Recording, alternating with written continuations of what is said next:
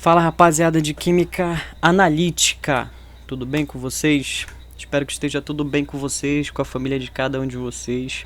Antes de começar essa nossa explicação, essa nossa exposição de conteúdo, eu já aviso para vocês o seguinte: quem não acompanhou o aviso no grupo, já fica ciente do seguinte: não tenho pressa de ver esse conteúdo agora, porque como a gente já explicou, nossa disciplina ela tem uma parte prática, então a gente não tem obrigação de terminar o conteúdo agora, apesar de a gente precisar fazer uma outra avaliação parcial. Então, quem estiver no momento trabalhando em avaliação institucional de outra disciplina, se concentra na avaliação da outra disciplina. Assim que terminar, vocês podem voltar aqui para estudar essa parte.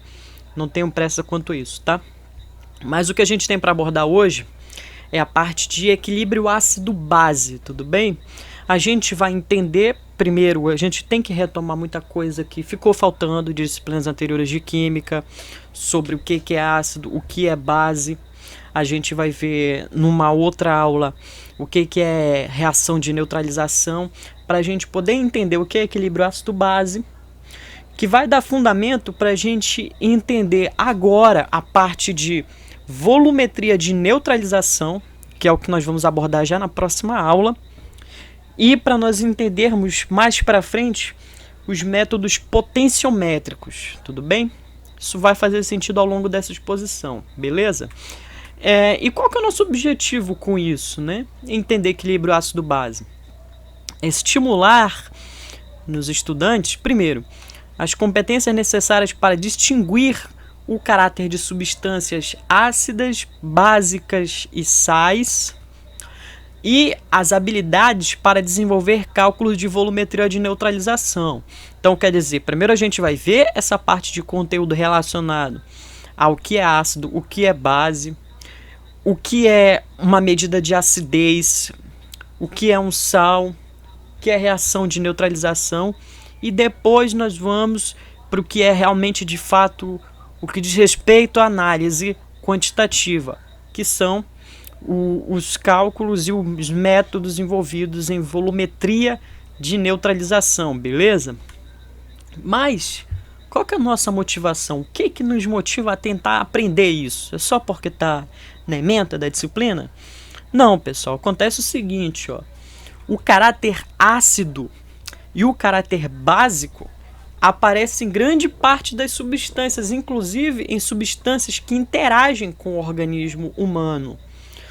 Por exemplo, o ácido clorídrico, que a gente representa por essa fórmula química, HCl, é liberado no estômago para facilitar a digestão. Então a gente tem uma substância de caráter ácido que aparece interagindo com o organismo humano diretamente.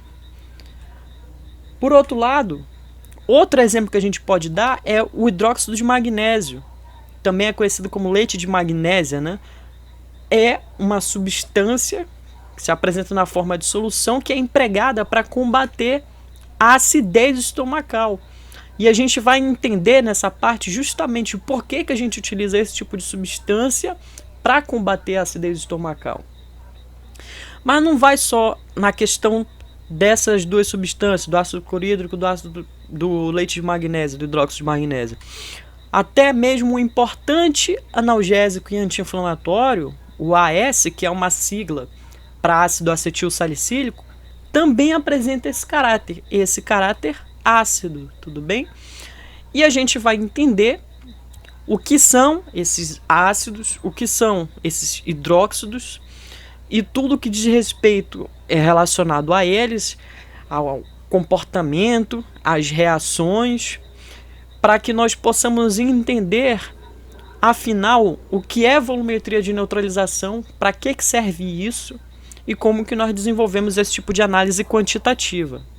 Tudo bem? Bom, mas, como eu falei, é necessário a gente fazer uma revisão de conteúdos, seja de química geral ou de química inorgânica, que podem estar deficitários entre vocês, tudo bem? Primeira coisa, a gente precisa entender o que é função química. Por quê? Porque a gente vai saber a partir de agora que um ácido ou um hidróxido, uma base, é cada um deles uma função química. Afinal, o que é uma função química? Função é como nós chamamos um conjunto de substâncias com propriedades químicas semelhantes, que nós chamamos de propriedades funcionais. Mas, antes de nós entendermos de onde que vêm essas propriedades funcionais, como que substâncias diferentes têm propriedades semelhantes, é preciso que nós compreendamos o que é a teoria da dissociação iônica de Arrhenius. O que aconteceu? Bom, no final do século XIX, o pessoal descobriu a eletricidade, não é verdade? E aí os físicos, os químicos começaram a fazer experimentos, né, com eletricidade e descobriram o seguinte: descobriram que algumas soluções conduzem eletricidade e outras soluções não conduzem.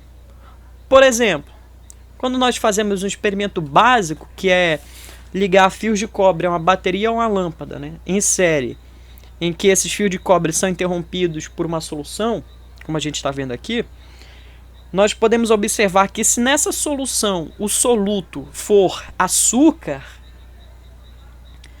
a gente não vai ter condução de corrente elétrica, condução de eletricidade, e a lâmpada vai ficar apagada. A lâmpada, no nosso caso, é o indicador de se está passando ou não corrente elétrica. Então, quando o açúcar é o soluto, não tem condução de eletricidade. Por outro lado, quando nós fazemos esse mesmo esquema experimental e na solução nós colocamos como soluto o sal comum, que é o cloreto de sódio, a gente observa que a lâmpada vai acender. E por isso a gente nota que tem condução de eletricidade. Por que que o açúcar como soluto, numa solução aquosa, não conduz eletricidade e uma solução aquosa de sal comum conduz eletricidade? Bom, isso vem do seguinte: aí que vem a questão da teoria da dissociação iônica de Arrhenius. Ele chegou à conclusão, a partir desse experimento, que certas substâncias, quando dissolvidas em água, subdividem-se em partículas carregadas eletricamente, que a gente chama de íons. Foi justamente o que a gente viu na parte de química analítica qualitativa. Os íons nada mais são que átomos que têm carga elétrica, não é verdade? Que tem sobra ou falta de elétrons. No caso do cloreto de sódio, o que a gente observa? Quando nós dissolvemos o cloreto de sódio, sal comum, em água, água pura, tá bom?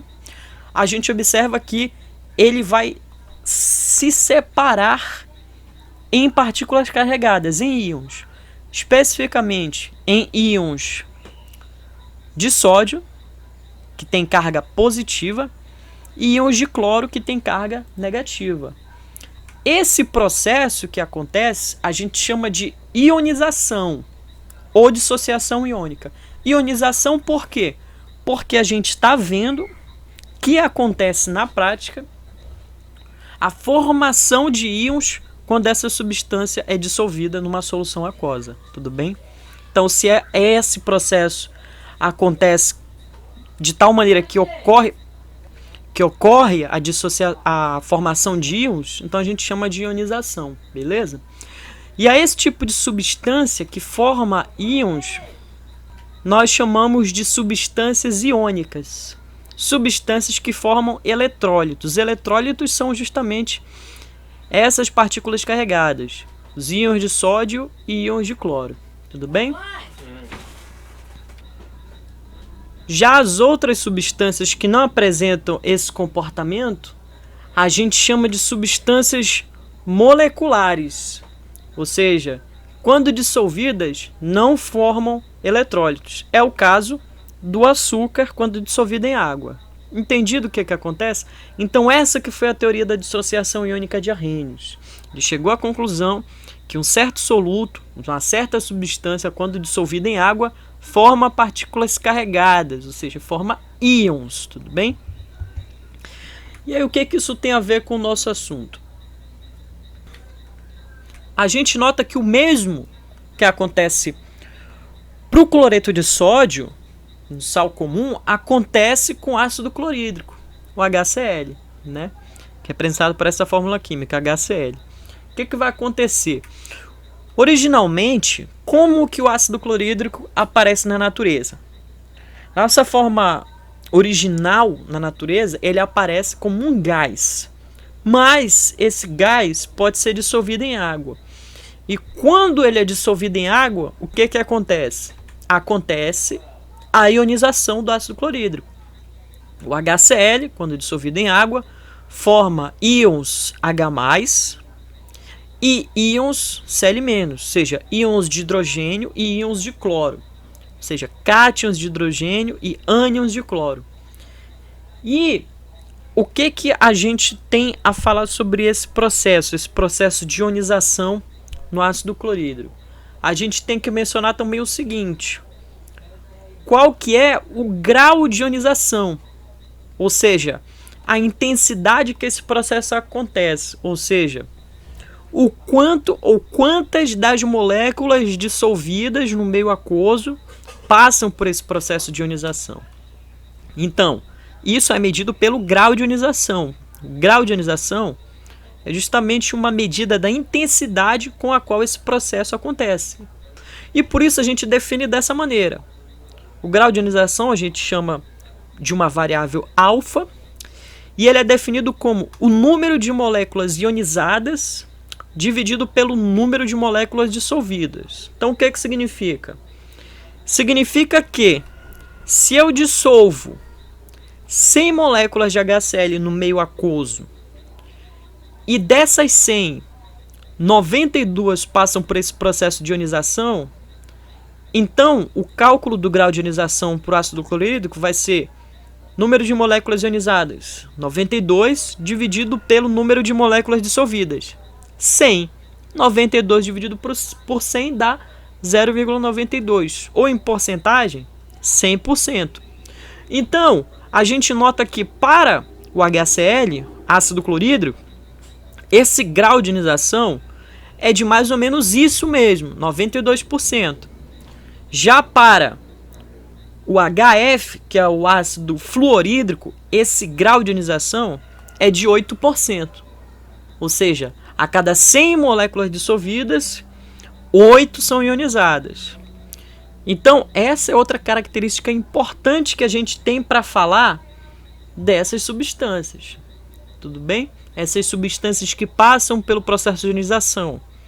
A gente tem que saber o grau de ionização dessas substâncias.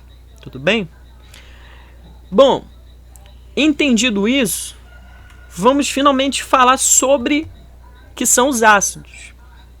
O que são os ácidos? Na prática, como a gente enxerga na natureza, nada mais são do que substâncias que, primeiro de tudo, formam soluções aquosas condutoras de eletricidade, porque como a gente acabou de ver, o caso do HCl, ácido clorídrico, ele ioniza em meio aquoso.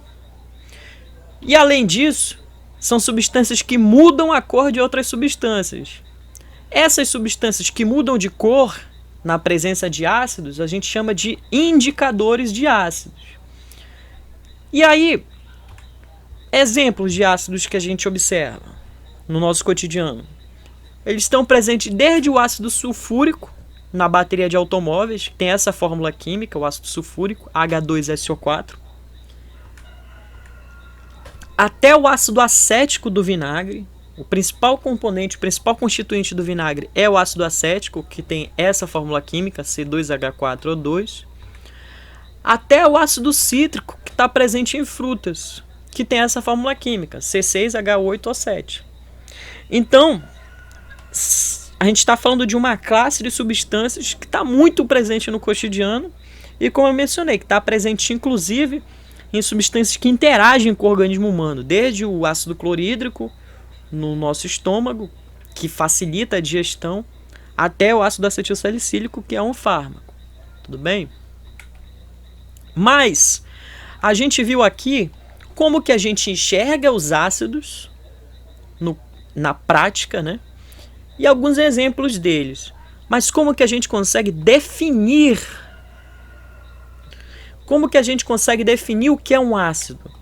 Então, esse mesmo cientista, Arrhenius, no final do século XIX, chegou à seguinte conclusão: que os ácidos são aqueles compostos que ionizam em solução aquosa, produzindo um íon positivo, portanto um cátion, né, que é o hidrogênio, H+, tudo bem?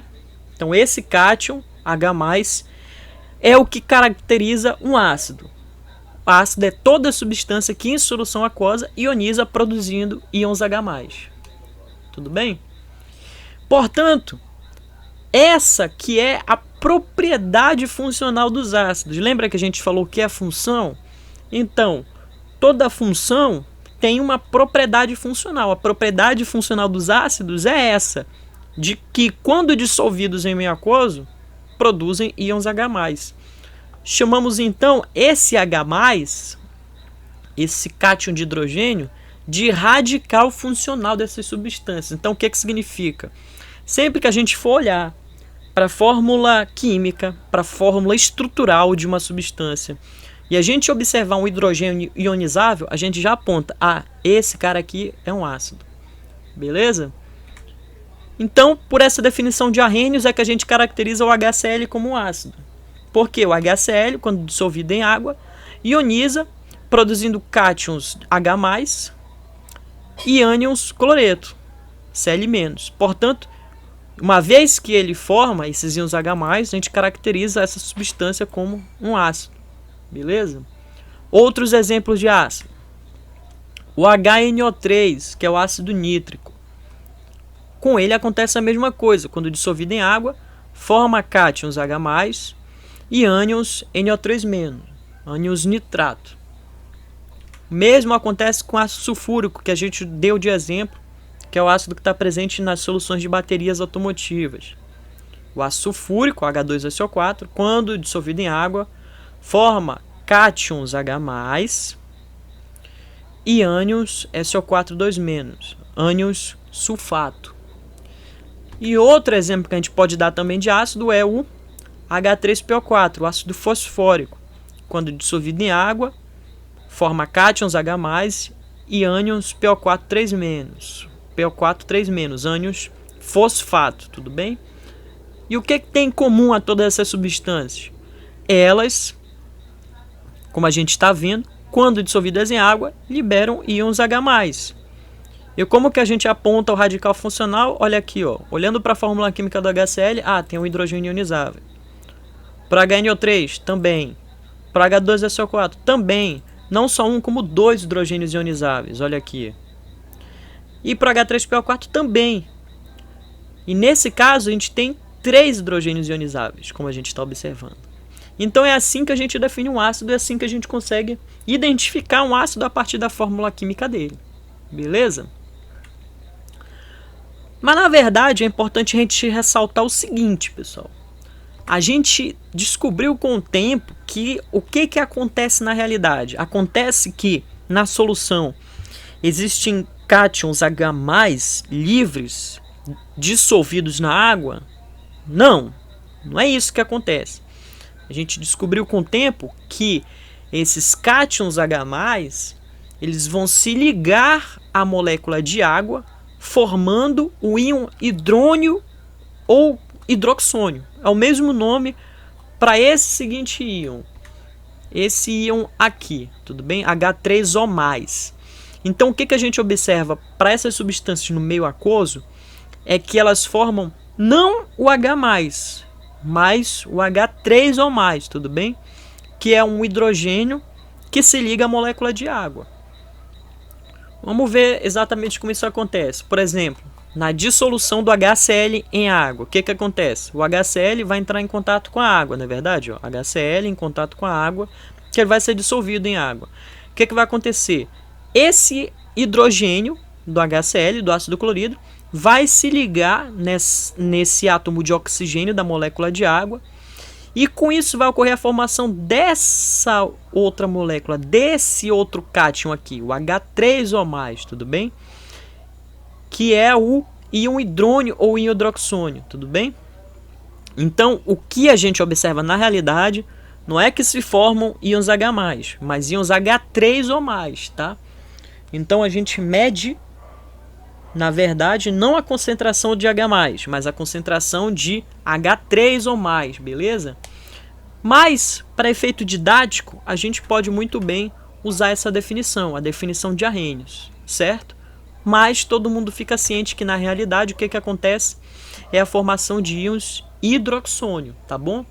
Ou seja, quando a gente viu essa segunda ionização para o ácido nítrico, a gente não tem, na verdade, a formação de íons H+, a gente tem a formação de íons H3 ou mais, beleza? O mesmo para esse outro exemplo aqui, do H2SO4. Não tem a formação de íons H+, tem a formação de íons H3 ou mais. E o mesmo para o ácido fosfórico. A gente tem a formação de íons H3 ou mais, tá? A gente chama esses íons de íons hidroxônio, tá bom? Bom, de qualquer forma, a gente conseguiu entender qual que é a definição de ácido. A gente pode observar pela fórmula química o radical funcional, que é esse hidrogênio ionizável, tudo bem? E quando essa molécula é dissolvida em água, ocorre a ionização, levando à formação de íons hidroxônio, beleza? Bom, aí como que a gente classifica os ácidos? Primeiro a gente pode classificar os ácidos de acordo com o número de hidrogênios ionizáveis em monoácidos, diácidos, triácidos ou tetrácidos, justamente de acordo com quantos hidrogênios essa molécula pode ionizar quando dissolvida em água. Então, monoácidos são aqueles que na fórmula química aparece só hidrogênio ionizável, como o HCl, o HI, o HF. A gente está vendo aqui que essas moléculas têm um hidrogênio somente. Então a gente classifica como monoácido. Já o H2SO4 e o H2CO3 tem 2 hidrogênios ionizáveis. A gente classifica como diácido. Já essa outra molécula aqui, do H3PO4, tem 3 hidrogênios ionizáveis. A gente classifica como triácido. E o H4P2O7 tem 4 hidrogênios ionizáveis. A gente chama de tetrácido. Beleza? Então essa é a primeira forma de classificar os ácidos. Outras formas que a gente tem é de acordo com a presença de oxigênio na molécula. Então nós classificamos de 2 formas, em hidrácidos ou oxiácidos. Os hidrácidos são essas moléculas que não têm oxigênio na fórmula, não tem oxigênio na molécula. Olha aqui, ó, HCl, só tem hidrogênio e cloro, portanto é um hidrácido, beleza?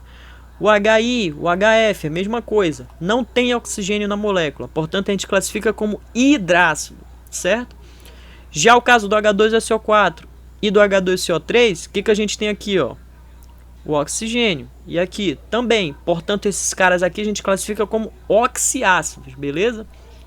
Portanto, de acordo com a presença de oxigênio na molécula, a gente classifica os ácidos em hidrácidos ou oxiácidos. E a gente pode classificar ainda de acordo com o grau de ionização. Lembra que a gente falou do grau de ionização alfa? Então, o grau de ionização é como a gente chama também a força do ácido. Ou seja, quanto mais moléculas ionizam entre as moléculas dissolvidas de um ácido, mais forte é o ácido, beleza? E a gente classifica de acordo com uma escala que geralmente a mais usual adotada é essa aqui. Quando o grau de ionização é menor que 5%, a gente diz que o ácido é fraco. O que é um grau de ionização menor que 5%? Significa que menos de 5 entre 100 moléculas dissolvidas ionizam, né? Então, o HCN, que é o ácido cianídrico, é um ácido fraco. O HCN que está presente, por exemplo, na mandioca em certa quantidade, né? E portanto está presente na maniçoba, né? Por isso que é preciso ferver por um certo tempo suficiente aquele caldo da mandioca, né? Para justamente eliminar essa substância, porque esse ânion aqui, o cianeto, é relativamente tóxico, tá? Quer dizer, relativamente não, ele é muito tóxico, dependendo da concentração, e pode matar uma pessoa. Então, por isso que tem o tempo de fervura certo para maniçoba, porque se esse ânion estiver presente na concentração como ele está originalmente, a pessoa morre, né? Mas não só o HCN é um ácido fraco. O H2CO3 também é um ácido fraco, é o ácido carbônico. Ele está presente, por exemplo, nos refrigerantes de cola, tudo bem? Ou melhor dizendo, nos refrigerantes em geral. O que acontece? Os refrigerantes, eles têm gás por quê?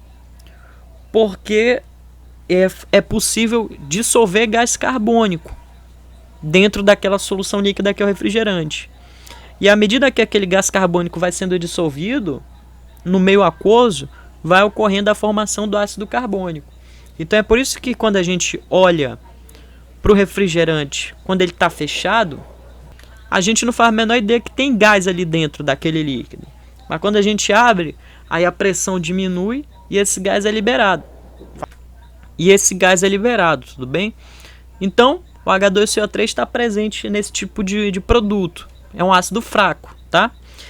Aí os ácidos moderados são aqueles que têm um grau de ionização entre 5% e 50%, como é o caso do ácido fluorídrico, HF, ou H3PO4, o ácido fosfórico. Já os ácidos fortes a gente chama aqueles que têm um grau de ionização maior que 50%, como é o caso do ácido clorídrico, o HCl, e o H2SO4, o ácido sulfúrico, tudo bem? Então, a gente classifica a força do ácido de acordo com o grau de ionização, entre ácidos fracos, moderados e fortes, tudo bem? E como que a gente pode dar a fórmula geral de um ácido? A fórmula química geral de um ácido é sempre isso aqui. HX, um ânion. Esse X é justamente a carga do ânion, que está ligado com hidrogênio. Vamos entender isso melhor aqui nos exemplos.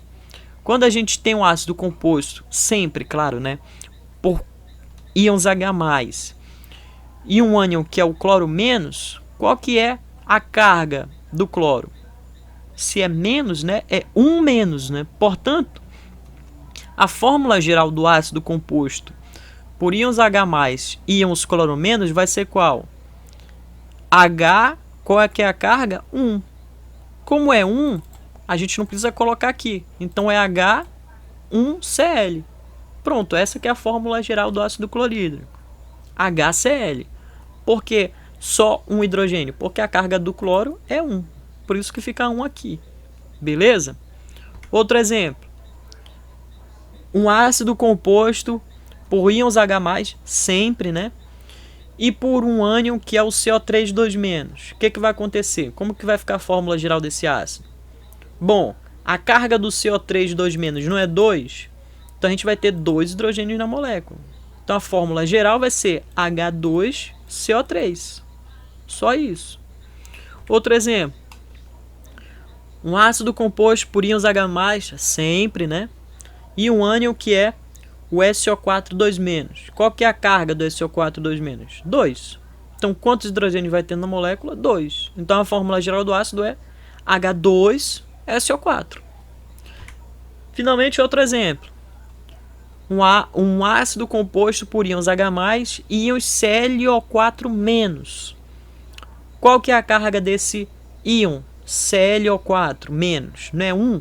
Então, vai ter só um hidrogênio na molécula. Então vai ficar HClO4, a fórmula geral desse ácido. Então, como vocês estão vendo, é muito simples a gente montar a fórmula geral do ácido. A quantidade de hidrogênios é igual à carga do ânion. Beleza? Agora vamos falar da nomenclatura desses caras aí. As regras de nomenclatura são bem simples, tá? A gente classifica o ácido e aí a gente dá um nome. No caso dos hidrácidos, como é que vai ficar o nome?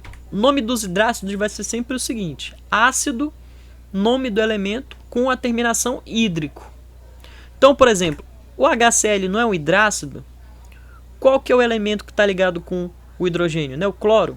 Então o nome é ácido clorídrico. Tudo bem? Ácido clorídrico. Outro exemplo. A gente tem o HF. Não é um hidrácido, porque não tem oxigênio na molécula. Então, o HF tem qual elemento ligado com o hidrogênio? O F, né? O flúor. Então o nome vai ser ácido fluorhídrico. Ácido fluorhídrico. Tudo bem? Outro exemplo. A gente tem o H2S. Não é um hidrácido, já que não tem oxigênio na fórmula. Então o nome vai ficar ácido. Qual que é o nome do elemento ligado ao hidrogênio? Enxofre. Só que enxofre a gente utiliza o nome do latim dele, né? Que é sulfur, né? Então o nome vai ficar ácido sulfídrico. Beleza? Então é muito fácil dar o nome dos hidrácidos. É só seguir essa regra. Ácido, nome do elemento que está ligado com o hidrogênio com a terminação hídrico. Beleza? Então HCl é o ácido clorídrico, o HF é o ácido fluorídrico e o H2S é o ácido sulfídrico. Tá? Então a gente aprendeu como que a gente dá o nome dos hidrácidos, mas como que a gente dá o nome dos oxiácidos, né? Ou seja, os ácidos que têm oxigênio na molécula. A gente vai seguir as regras de acordo com a quantidade de ânions que existem para aquele elemento. Então, se o elemento tiver apenas um ânion com oxigênio, ou seja, se existe na natureza apenas um ânion possível daquele elemento com oxigênio, então o nome do ácido sempre vai ser ácido, nome do elemento que está ligado com a terminação ico. Beleza? Então vamos dar um exemplo. O H2CO3, né, é um oxiácido, porque a gente tem oxigênio na molécula. Quem que é o ânion que está envolvido aqui? Bom, os cátions a gente sabe que no caso dos ácidos sempre são os cátions H+. E o ânion, portanto, é quem está ligado com o hidrogênio. Nesse caso é o CO3 2, olha aqui, ó, 2 menos, né? O CO3 2 menos. Ou seja, a gente tem o carbono ligado com oxigênio nesse ânion. O que que a gente observa na natureza? Que o carbono só forma um ânion com oxigênio, que é justamente o ânion CO3 2 menos. Então, nesse caso, o nome desse ácido vai ser ácido. Qual que é o nome do elemento? Não é o carbono? Carbon com a terminação ico, carbônico. Então H2CO3 é o ácido carbônico. Por quê? Porque o ânion CO3 2 menos é tal que o elemento carbono só tem um ânion possível com oxigênio, que é esse CO3 2 menos. Beleza? No caso, então, dos elementos que formam apenas um ânion com oxigênio, a gente dá o nome dessa forma: ácido, nome do elemento, terminação ico. H2CO3 vai ser então o ácido carbônico, beleza? Por causa do elemento carbono. Agora, o que vai acontecer se o elemento aparecer na natureza na forma de dois ânions quando ele está junto com o oxigênio? Aí a gente vai fazer o seguinte: a gente vai dar o nome, sempre começa com ácido, né? E aí a terminação pode ser ico ou oso. Vai depender de uma coisa que chama número de oxidação. Mas como demora um certo tempo para a gente relembrar o que é número de oxidação, a gente vai fazer uma simplificação grosseira aqui, tá? Não é isso na realidade. Não vão entender que é isso que eu estou ensinando para vocês. Mas uma simplificação grosseira é que a gente pode usar a terminação ico quando a gente estiver falando do ânion com maior número de oxigênios, e a terminação oso quando a gente estiver falando do ânion com menor número de oxigênios. Vamos ver um exemplo. O que que acontece com o nitrogênio, por exemplo? O nitrogênio aparece na natureza junto com o oxigênio na forma de dois ânions. O ânion NO3- e o ânion NO2-. Como que a gente diferencia o ácido para cada um desses dois ânions? A gente diferencia com a terminação ico e a terminação oso. Quem que vai ser o ácido que vai terminar com o nome ico e que vai terminar com o nome oso? Aí depende do número de oxidação. Só que como a gente, em tese, não lembra disso, vamos usar essa simplificação grosseira, número de oxigênios. O ânion que tiver mais oxigênios vai ter o nome com a terminação ico. E o ânion que tiver o menor número de oxigênio vai ter o nome do ácido com a terminação oso, beleza? Então, No caso do HNO3,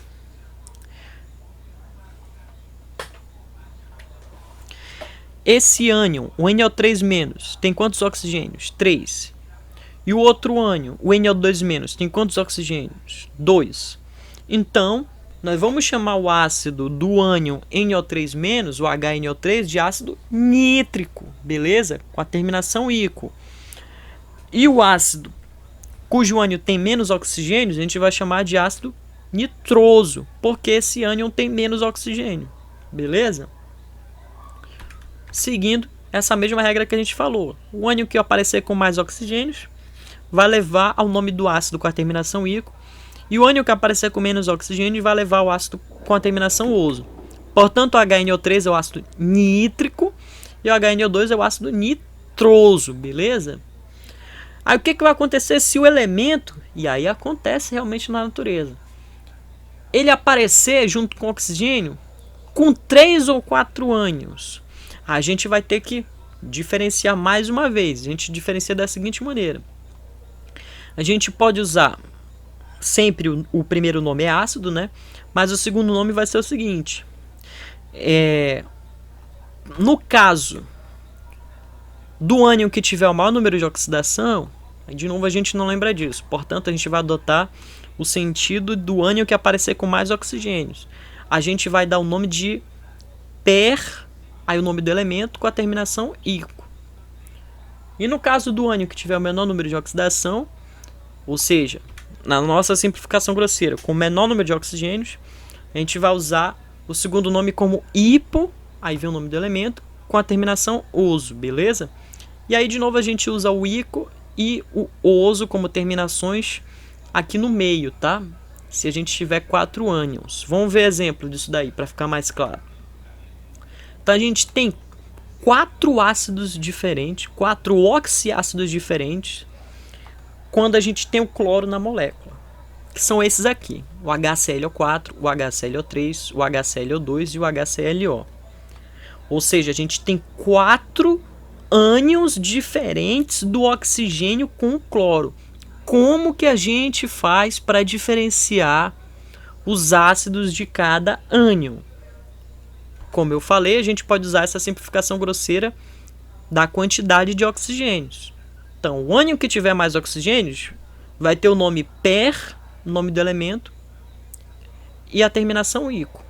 A gente não está falando de ácido, de oxiácido, né? Em que o elemento é o cloro. Então, o ânion do oxiácido de cloro, né, que tiver o maior número de oxigênios, vai se chamar ácido perclórico, beleza? Então, por isso que a gente chamou esse cara aqui, que é o HClO4, o ânion tem 4 oxigênios, né, de ácido perclórico, beleza?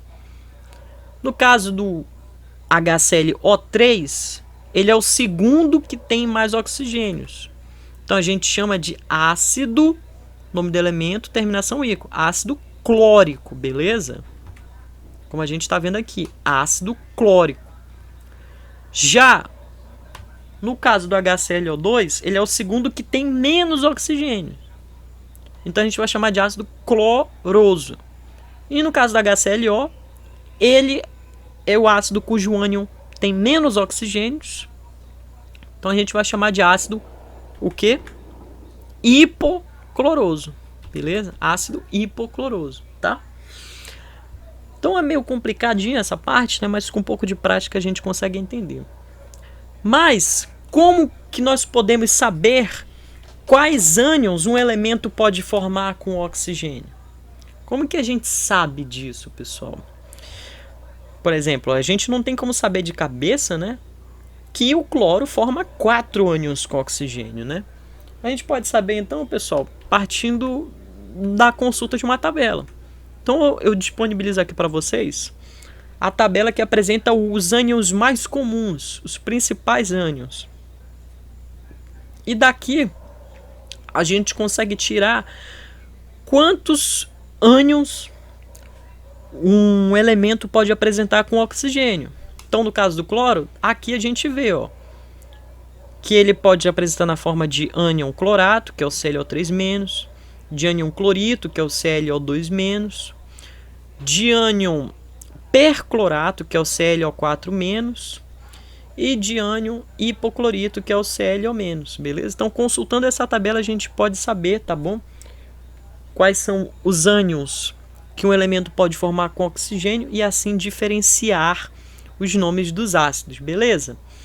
Então, a gente entendeu até aqui a definição de ácido, a gente entendeu a classificação dos ácidos, a fórmula geral e a nomenclatura, tudo bem?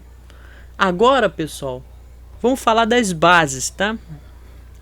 Então, na prática, as bases são substâncias que, assim como os ácidos, também formam soluções condutoras de eletricidade. E, além disso, fazem a cor primitiva dos indicadores, caso essa cor tenha sido alterada por um ácido, voltar. Ou seja, vamos supor que a gente tem uma substância que é um indicador ácido. A gente coloca essa substância em contato com o ácido. Ela vai adquirir uma cor, porque ela é um indicador. O que acontece se depois disso a gente colocar a substância em contato com uma base? O que vai acontecer? A substância vai voltar para a cor original. Ou seja, a base neutralizou o ácido, beleza? Então, por isso, essas substâncias que mudam de cor nessas circunstâncias são chamadas de indicadores ácido-base, beleza? Portanto, pessoal, o que a gente tem para entender sobre isso? Desde o hidróxido de sódio, o NaOH, que é a soda cáustica, utilizada em limpeza, até o leite de magnésio, que é utilizado para combater a acidez estomacal, são bases que a gente observa no cotidiano, tudo bem?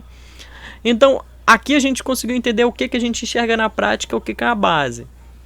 Mas, assim como a gente viu isso para os ácidos, a gente também vai ver qual que é a definição de base de acordo com Arrhenius. Então, se por um lado os ácidos eram substâncias que, quando dissolvidas em água, ionizavam formando íons H+, as bases são compostos que, por dissociação iônica, em solução aquosa, liberam um íon negativo, que é um ânion, né? Nós chamamos esse íon de hidróxido ou hidroxila, que é o HO-. Portanto, essa que é a propriedade funcional das bases. Chamamos então esse íon, o HO-, de radical funcional dessas substâncias. Então vamos ver no papel o que acontece. Quando nós dissolvemos um hidróxido, né, uma base, que é o NaOH, a gente acabou de falar que é o hidróxido de sódio, né, que nós chamamos comumente de soda cáustica, em água, ocorre uma dissociação iônica que leva à formação de íons Na+, íons de sódio, e íons HO-, que é o íon negativo, né, que a gente chama de hidroxila, que caracteriza uma base, que é a propriedade funcional das bases. Portanto, sempre que a gente olhar para a fórmula química, para a fórmula estrutural de uma substância, e a gente observar esse OH, né, essa hidroxila, então a gente sabe a partir desse OH, desse radical funcional, que aquela substância é uma base, beleza? Então, outro exemplo, o CaOH2, hidróxido de cálcio, que a gente conhece comumente como cal. O que vai acontecer com o hidróxido de cálcio quando ele é dissolvido em água? Ele vai formar íons Ca2+, e íons HO-, ou seja, íons hidroxila. Então, se ocorre essa dissociação iônica que leva à formação de íons hidroxila, a gente caracteriza a substância como uma base. E como a gente está vendo, apresenta o radical funcional OH na estrutura. Beleza? Então a gente caracteriza o CaOH2 como uma base ou um hidróxido, beleza? Mesma coisa para o AlOH3, hidróxido de alumínio. Quando dissolvido em água, leva à formação de íons Al3+, né? Íons de alumínio, e íons hidroxila. Íons hidroxila que caracteriza essa substância como uma base, beleza? Então, entendida essa definição de base de Arrhenius, vamos, da mesma maneira como a gente fez para os ácidos, classificar essas substâncias. Como que a gente classifica as bases? Primeiro, de acordo com o número de hidroxilas, em monobases, dibases, tribases ou tetrabases. Então, monobases são essas substâncias que apresentam uma hidroxila apenas na molécula. Então, NaOH tem uma hidroxila. O KOH tem uma hidroxila. O NH4OH tem uma hidroxila só também, beleza? Então são monobases. Dibases são as substâncias que têm duas hidroxilas na molécula. Então CaOH2 tem duas hidroxilas. O FeOH2, duas hidroxilas, portanto são dibases. Já as tribases, como a gente está vendo, tem 3 hidroxilas na molécula. E as tetrabases têm 4 hidroxilas na molécula. Então essa é uma forma de classificar as bases. Outras formas são de acordo com o grau de dissociação iônica. E aí o grau de dissociação iônica tem o mesmo sentido que a gente viu para os ácidos. Se para os ácidos o grau de dissociação iônica vai caracterizar a força do ácido, para a base o grau de dissociação iônica vai caracterizar a força da base, beleza? Então a gente classifica de duas formas só, tá? Em bases fortes e bases fracas, tá? As bases fortes basicamente são aquelas cujos cátions são ou metais alcalinos ou metais alcalino-terrosos. Então, exemplos de bases fortes: o NaOH. Quem que é o cátion aqui no NaOH? O OH não é hidroxila, que é o ânion, então o cátion é o Na, que é o sódio. O sódio, a gente consulta na tabela periódica e observa que ele está no grupo 1, que é o grupo dos metais alcalinos. Então, se esse é um hidróxido de um metal alcalino, é uma base forte, com certeza. Beleza? O KOH é um hidróxido de metal alcalino. Por quê? O OH é o ânion, a hidroxila. E o cátion é o K+, que é o potássio. Quando a gente consulta o potássio, está lá no grupo 1, no grupo dos metais alcalinos. Então a gente sabe que o KOH também é uma base forte. Outras bases fortes são os hidróxidos de metais alcalino-terrosos, que são aqueles hidróxidos cujos cátions estão no grupo 2 da tabela periódica, beleza? Grupo dos metais alcalino-terrosos. Então, exemplo, o CaOH2 tem qual ânion? Hidroxila. Mas qual que vai ser o cátion? O Ca2+, o cálcio. Então, a gente consulta o cálcio, está lá na tabela periódica no grupo 2, grupo dos metais alcalino-terrosos. Portanto, a base forte, beleza? Então, as bases fortes são aquelas compostas de metais alcalinos e metais alcalino-terrosos. Já as bases fracas são aquelas compostas por todos os outros metais, pelo hidróxido de magnésio e o hidróxido de amônia. Esse cátion aqui, o NH4+, a gente chama de cátion amônio, beleza? Então, essa é outra forma de classificar as bases, de acordo com o grau de dissociação iônica. E, finalmente, outra forma de classificar as bases é de acordo com a solubilidade em água. A gente classifica em bases solúveis, pouco solúveis ou praticamente insolúveis. Então, bases solúveis são aquelas de hidróxidos de metais alcalinos, ou seja, o NaOH, o KOH são bases solúveis. Além dessas, o NH4OH, que é o hidróxido de amônio, também é uma base solúvel. As pouco solúveis são aqueles hidróxidos de metais alcalino-terrosos, ou seja, o CaOH2, o BaOH2, todos esses são pouco solúveis em água, beleza? A solubilidade deles em água é baixa, tá? Já as bases praticamente insolúveis são aquelas compostas, aqueles hidróxidos de todos os outros metais, ou seja, o hidróxido de ferro, os hidróxidos de ferro, melhor dizendo, eles são praticamente solúveis em água, beleza? Então, Entendido. Qual que é a definição de base, né? Uma substância que quando dissolvida em água libera íons hidroxila, né? Íons OH-. Entendida a classificação das bases, vamos agora falar da fórmula geral delas. Também é muito simples como a gente dá a fórmula geral de uma base. É simplesmente o seguinte: a gente escreve qual que é o cátion, escreve que vai ter hidroxila, e a quantidade de hidroxilas é igual à carga do cátion. Beleza? Então, se a gente tiver uma base formada por cátions Na+, e claro, íons hidroxila, que é o que caracteriza uma base. O cátion Na+ tem qual carga? 1.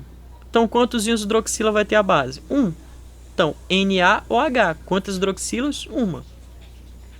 Beleza? Outro exemplo. Uma base formada pelo cátion Ca2+, ou seja, cátion de cálcio, e os hidroxila sempre que caracterizam a base.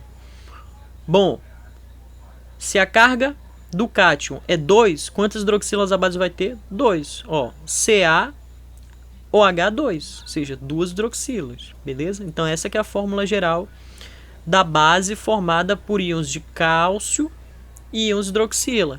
Beleza? Outro exemplo para fixar.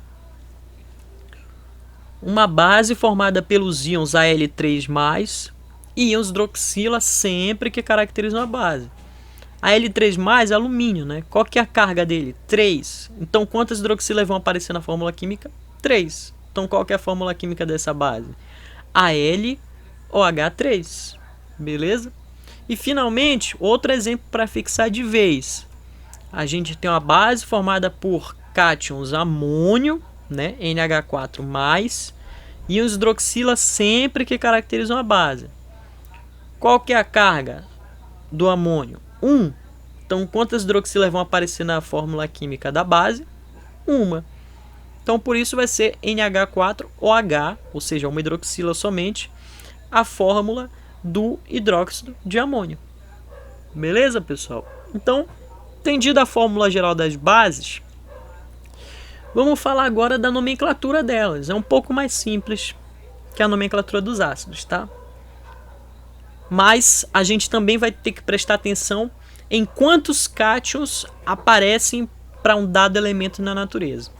Então, se o elemento que compõe o cátion da base aparecer como apenas um cátion na natureza, ou seja, só existe um cátion daquele elemento, a gente vai chamar simplesmente de hidróxido de e o nome do elemento.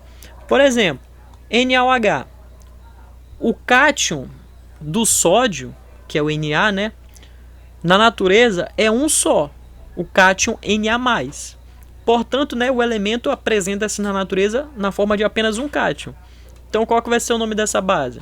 Vai ser hidróxido de... Qual que é o nome do elemento? Sódio. Hidróxido de sódio. Beleza? No caso do KOH, mesma coisa. Qual que é o nome do elemento? Potássio, que é o K, né? Então o nome dessa base vai ser hidróxido de potássio. Ponto. Certo?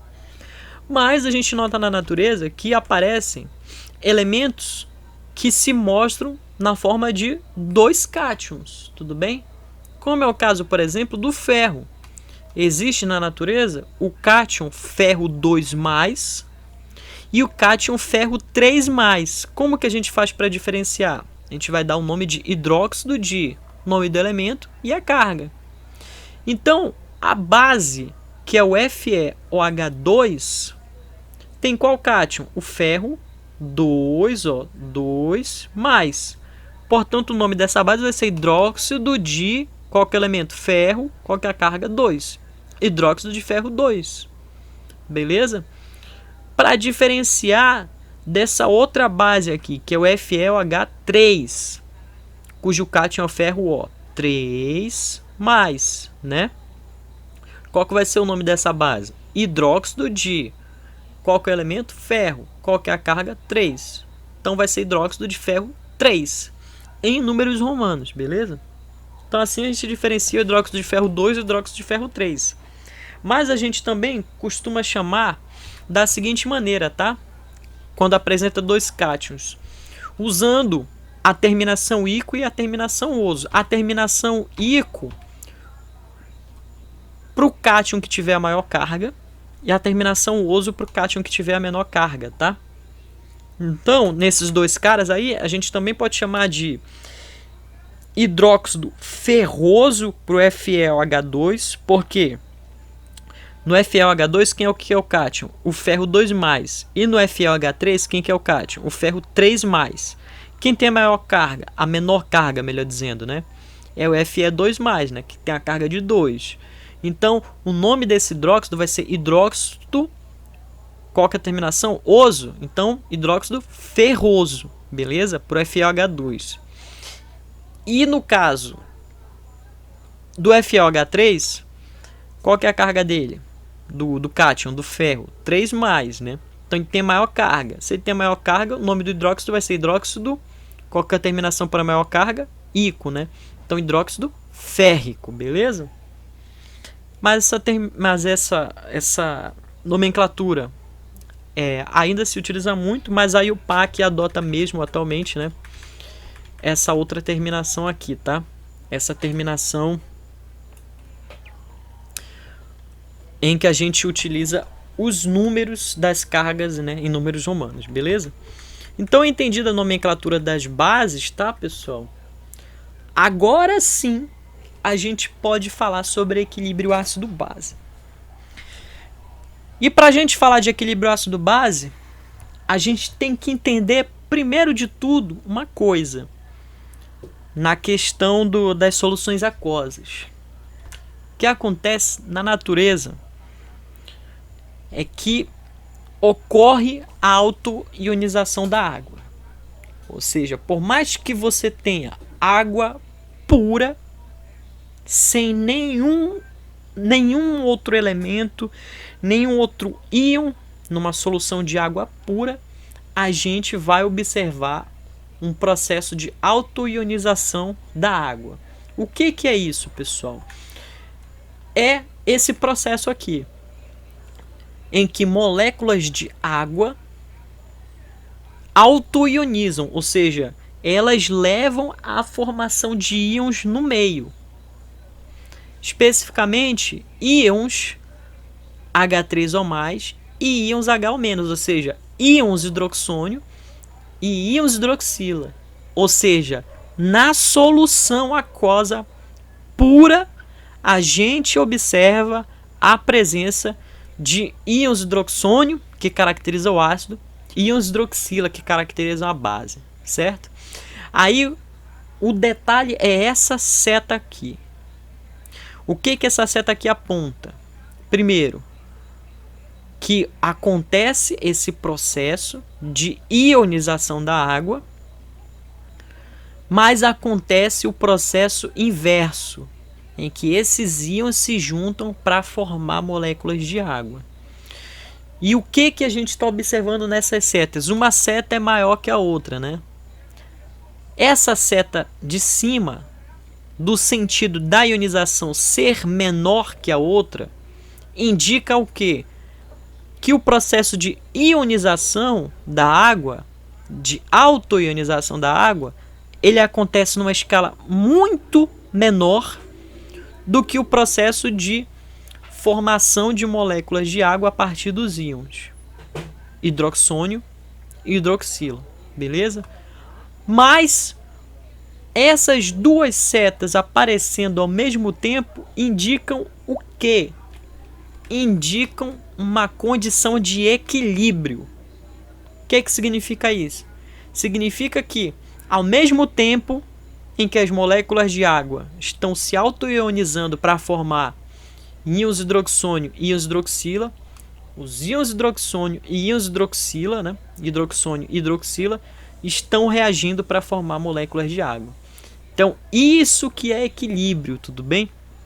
Equilíbrio em química é quando um processo ou uma reação acontece tanto num sentido quanto no outro sentido, tudo bem?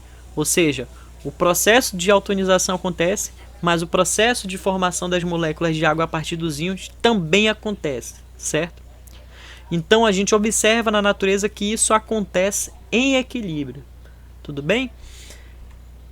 Nós medimos o quanto qualquer processo ou reação acontece através de uma constante matemática, que é a constante de equilíbrio, tudo bem?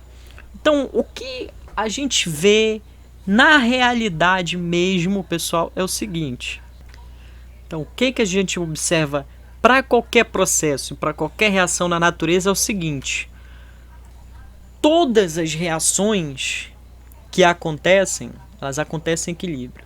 Todos os processos acontecem em equilíbrio. Ou seja, qualquer processo de ionização, por exemplo, ou qualquer reação química, vai acontecer tanto num sentido quanto no outro, beleza? Então, a gente mede a intensidade disso por meio de uma constante matemática, que é a constante de equilíbrio. Então, vamos imaginar um processo químico, uma reação qualquer, em que A moléculas de um reagente A reagem com B moléculas de um reagente B, levando à formação de C moléculas de um produto C, mais D moléculas de um produto D, certo? Esses A, B, C e D, a gente sabe que são constantes estequiométricas, né? Ou seja, a quantidade de moléculas de cada reagente e de cada produto envolvidos na reação, beleza? Então, esse processo em equilíbrio vai acontecer de tal maneira que essa reação de A com B leva à formação de C com D, na mesma medida que também acontece a reação de C com D no sentido inverso, né, levando à formação de B com A, beleza? Então isso é equilíbrio. Como que a gente mede a intensidade com que isso acontece? A gente mede pela constante de equilíbrio, que a gente calcula de qual maneira?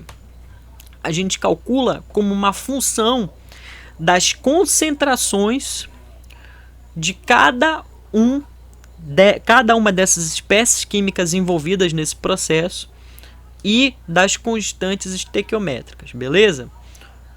Ou seja, como é que a gente calcula essa constante de equilíbrio? Sempre vai ser concentração dos produtos elevada à constante estequiométrica dividido por concentração dos reagentes elevado às constantes estequiométricas. Então, nesse caso aqui, ó, nós temos dois produtos, C e D.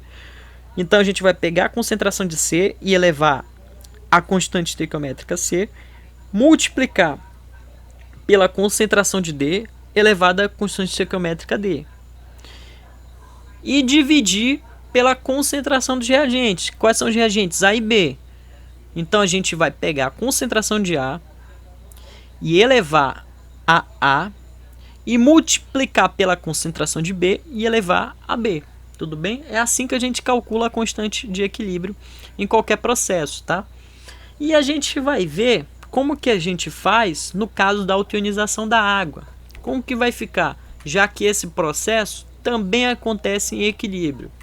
Bom, a gente vai ter o seguinte: se a gente tem um processo em equilíbrio em que duas moléculas de água levam à formação de uma molécula de hidroxônio e uma molécula de hidroxila, o que é que a gente nota? A gente nota que a constante de equilíbrio vai ficar como? Não é a concentração dos produtos dividido pela concentração dos reagentes? Então, quem são os produtos? Íons hidroxônio e íons hidroxila. Então, a gente pega a concentração de hidroxônio e eleva a constante estequiométrica. Qual a constante estequiométrica? Não aparece nada aqui na frente, né, do H3O+. Então, essa constante é 1. Então, a gente eleva a 1. Quando eleva a 1, é a mesma coisa que não fazer nada, né? Então, a gente vai pegar H3O+, a concentração dele, e multiplicar pela concentração do HO-. Também, qual que é a constante estequiométrica dele? 1 também. Então, eleva a 1, mesmo que nada, né? HO-, beleza? E a gente vai pegar e dividir isso pela concentração dos reagentes. Quem que é o reagente? Água, né? Então a gente vai pegar a concentração de água e elevar ao quadrado. Por que elevar ao quadrado? Porque a constante estequiométrica aqui para água é 2, beleza? Então, assim a gente vai calcular a constante de equilíbrio da autoionização da água. A partir de experimentos, o que a gente chegou à conclusão? A gente chegou à conclusão que a 25 graus Celsius e uma atmosfera, né, a essa temperatura e essa pressão, essa constante de equilíbrio foi medida nessa escala aqui, ó. Constante de equilíbrio em aproximadamente 3,23 vezes 10 elevado a menos 18, ou seja, um número muito pequeno, né? Então, o que significa essa constante de equilíbrio? Constante de equilíbrio não é concentração dos reagentes dividido... Desculpa, não é concentração dos produtos dividido pela concentração dos reagentes? Então, se esse número é muito pequeno, então significa que a concentração dos produtos é muito mais baixa que a concentração dos reagentes. Então, o que significa? Que nessa autoionização da água, a concentração dos íons é muito menor que a própria concentração da água. Tudo bem? Então, por isso que a gente utiliza essa setinha menor para o sentido da ionização e a seta maior para o sentido de formação de moléculas de água. Beleza? Então, essa é a constante de equilíbrio da autoionização da água.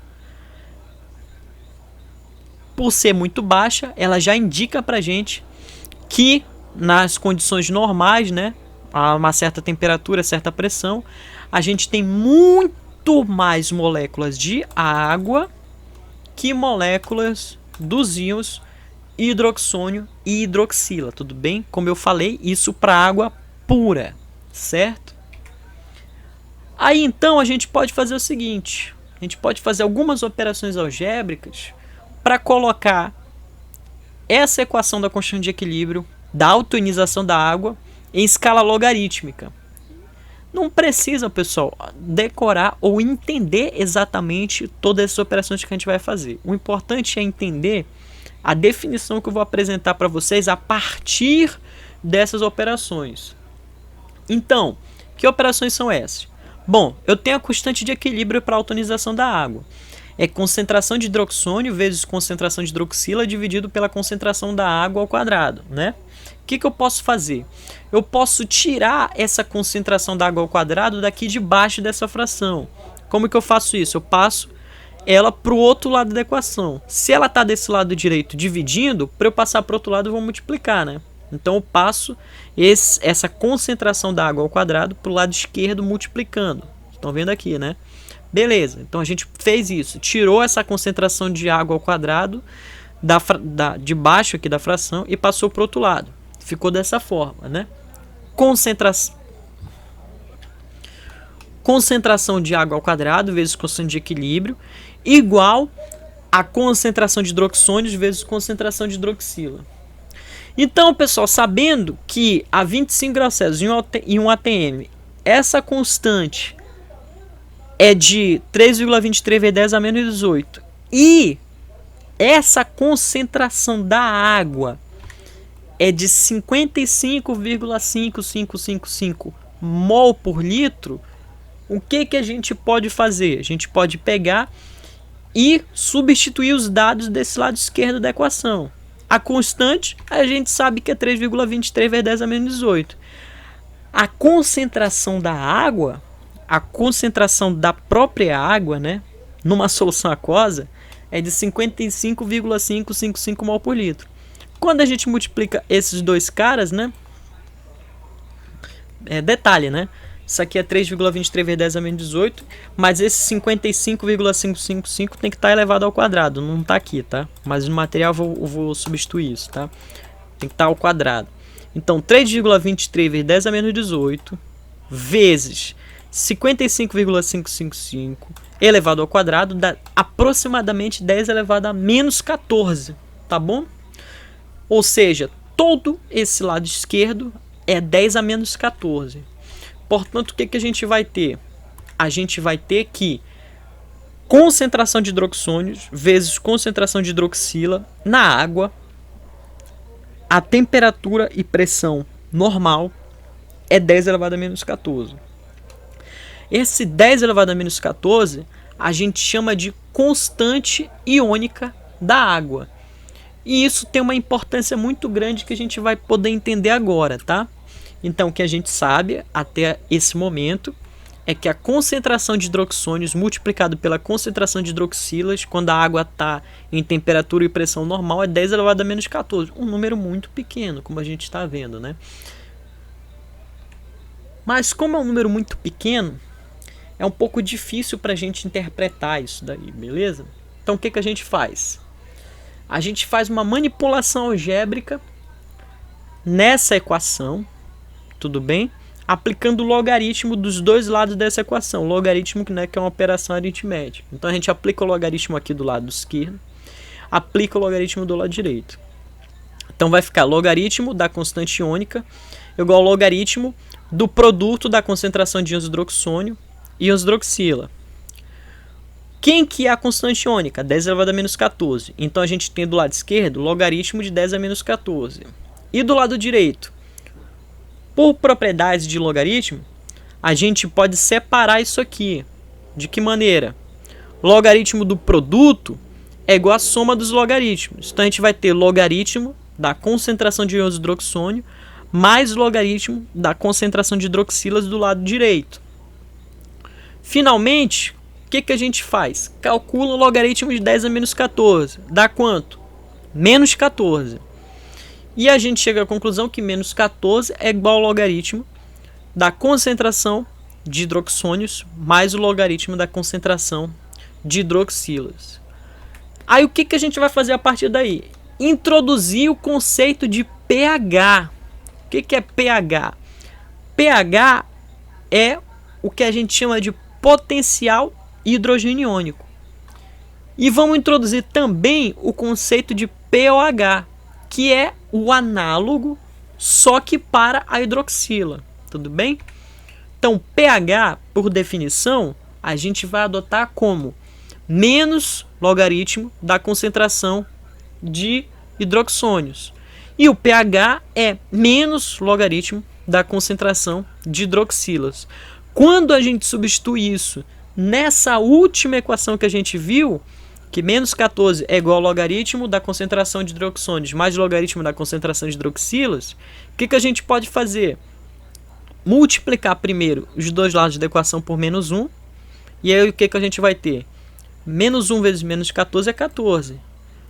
Menos 1 vezes o logaritmo dos hidroxônios é menos log da concentração de hidroxônios. Menos 1 vezes o logaritmo da concentração de hidroxilas é menos log da concentração de hidroxilas.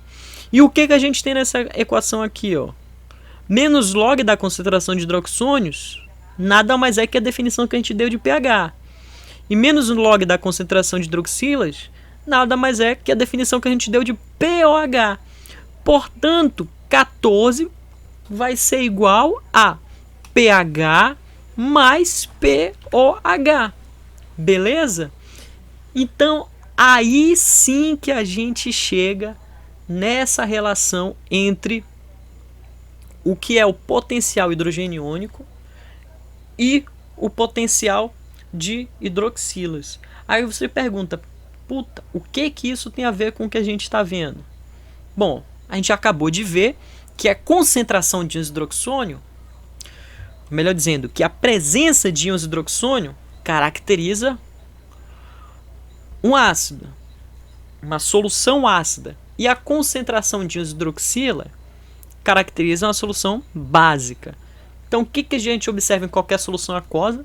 Que a gente vai ter em qualquer solução aquosa íons de hidroxônio e íons de hidroxila. E a gente vai poder ter uma medida do quanto os íons de hidroxônio e os íons de hidroxilas estão presentes por meio desse conceito que a gente acabou de introduzir, que é o pH. Então, pH é uma medida da concentração de íons de hidroxônio e, portanto, uma medida do caráter ácido de uma solução. E a relação dele com o pOH, que é uma medida da concentração de íons de hidroxilas, é tal que sempre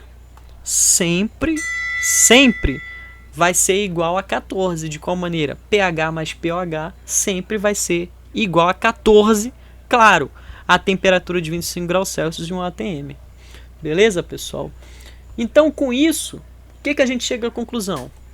Quanto maior for a concentração de íons de hidroxônio, mais ácida vai ser a solução. Isso a gente já sabe, que a gente viu o conceito de ácido. E, por consequência, menor vai ser o pH, porque o pH é menos log dessa concentração. Então, quanto maior essa concentração, menor o valor do pH. E por outro lado, como consequência, se a gente tiver mais concentração de íons hidroxônios, a gente vai ter uma concentração menor de íons hidroxila. Portanto, a solução vai ser menos básica e o pOH vai ser maior. Mas para não ficar confundindo pH e pOH, a gente sempre utiliza o pH como parâmetro, tá? E a gente tem uma escala que vai variar de 0 até o 14. A gente entende daqui por que ela varia de 0 até 14, de medida do pH. De tal maneira que, como a gente acabou de falar, quanto menor o pH, maior a concentração de íons hidroxônios, mais ácida é a solução. Portanto, uma solução aquosa de HCl, ela tem um pH que está bem perto de 0. Então a gente tem uma solução muito ácida, beleza? Então o suco gástrico, que é o líquido presente no estômago, tem um pH perto de 1. Portanto, é uma solução muito ácida. O vinagre tem um pH perto de 3. Também é uma solução muito ácida. Então, quanto menor o pH, mais ácido. Aí, à medida que a gente vai aumentando o pH, quando a gente chega num pH de 7, a gente tem justamente a condição da água pura. Por que a gente tem a condição da água pura? Pessoal, vocês viram que aqui, nessa autoionização da água, a quantidade de moléculas de quantidade de íons hidroxônio e hidroxila formadas no processo de autoionização é igual, né? Um hidroxônio, uma hidroxila.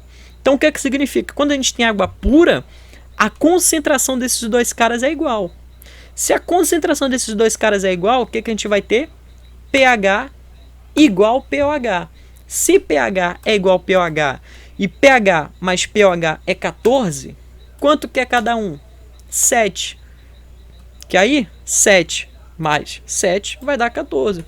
Então, por causa disso, que quando a gente está falando da água pura, o pH é 7. E quando o pH é 7, a gente diz que a solução tem um caráter neutro. Não é nem ácida e nem básica. Beleza? A concentração de hidroxônios e hidroxila é igual. Beleza? Aí, à medida que a gente vai subindo o pH, o que a gente vai ter? Uma concentração menor de hidroxônio e maior de hidroxila. Beleza? Então a gente vai ter solução de caráter básico ou alcalino. Alcalino e básico têm o mesmo significado, tudo bem? Então, uma solução de bicarbonato de sódio, que é o principal componente de antiácidos, né? Antiácidos estomacais. Tem um pH de um pouco maior que 8. Se é um pouco maior que 8, então ele tem um caráter mais básico, beleza? Caráter mais básico, menos ácido, beleza? Então a gente tem uma solução aí alcalina. Então cremes dentais tem um pH entre 9 e 10. Então tem um caráter mais básico, beleza? Mesma coisa para a solução aquosa de NaOH, né, que é a base mais forte que a gente conhece. Tem um pH bem perto de 14. Por quê? Tem a maior concentração de íons hidroxila, portanto uma solução mais básica e, portanto, com pH menor, porque a concentração de hidroxônios é bem baixa. Desculpa, um pH maior, porque a concentração de hidroxônios é bem baixa, beleza? Então, quanto menor o pH, mais básica a solução. Quanto menor o pH, mais ácida a solução. E quanto maior o pH, mais básica a solução. Beleza, pessoal? E aí, finalmente, vamos falar na aula de hoje da medição do pH, tá? A gente utiliza substâncias para determinar o pH, que a gente já cantou a pedra hoje, que são os indicadores ácido-básico. Ou a gente utiliza equipamentos de medição, que a gente chama de pHmetros, tá? Que são baseados em potenciometria, a gente vai aprender potenciometria, tá? Para medir o pH de soluções, tá? Então a gente tem duas maneiras de medir o pH. Ou a gente utiliza uma substância específica, que a gente chama de indicador ácido-básico, ou a gente utiliza um equipamento de medição, que é o pH-metro, tá? Que ele é baseado em técnicas potenciométricas, tá? Então, algumas das substâncias que a gente utiliza como indicador ácido-base são as seguintes. A gente tem o alaranjado de metila, o azul de bromotimol e a fenolftaleína.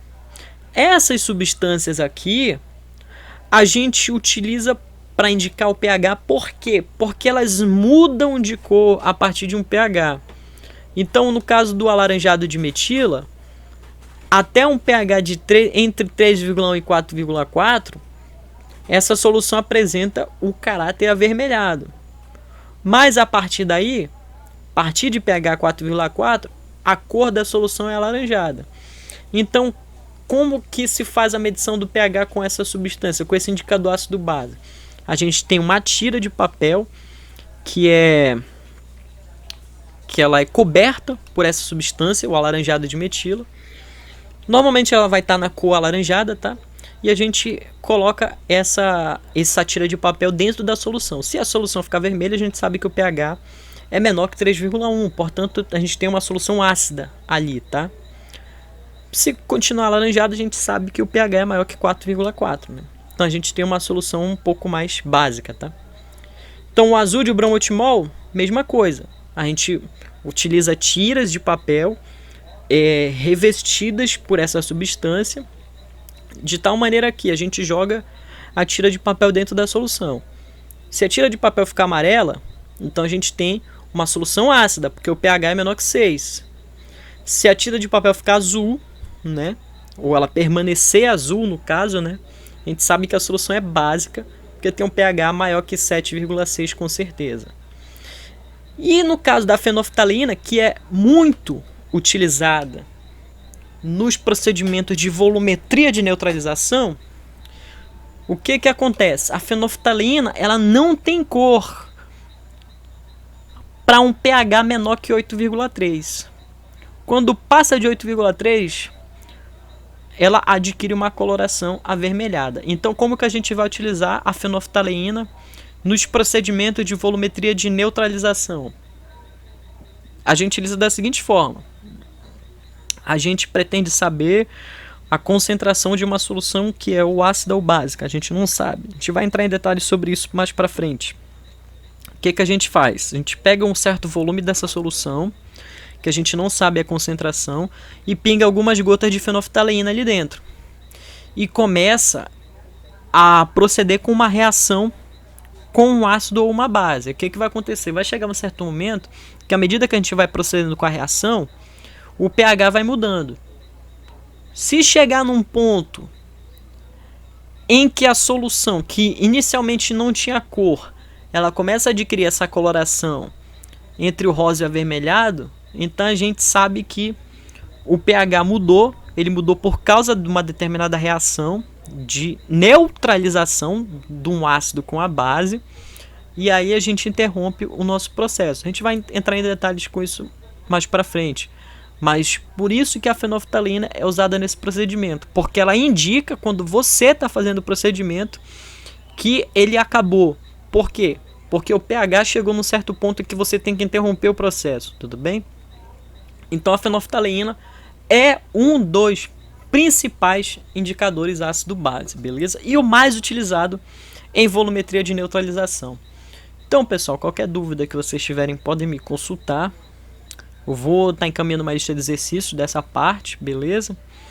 E é isso, pessoal. Tenham todos um ótimo estudo. Mando um abraço para todos.